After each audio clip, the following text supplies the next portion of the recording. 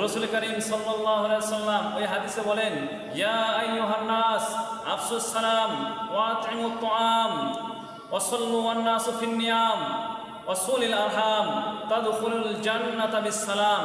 এই হাদিসে রাসূলুল্লাহ সাল্লাল্লাহু আলাইহি ওয়াসাল্লাম বলেন, ইয়া আইয়ুহান নাস, হে লোক সকল, আফসুস সালাম, তোমরা সালামের প্রসার ও প্রসার ঘটাও, বেশি বেশি করে সালাম দাও।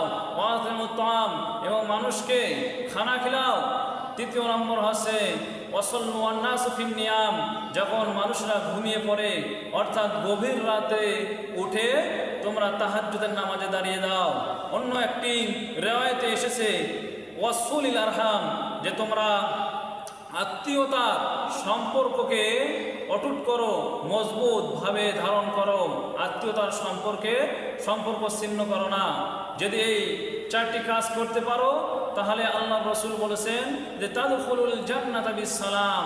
এই চারটি কাজ করতে পারলে নিরাপদে জান্নাতে প্রবেশ করতে পারবা।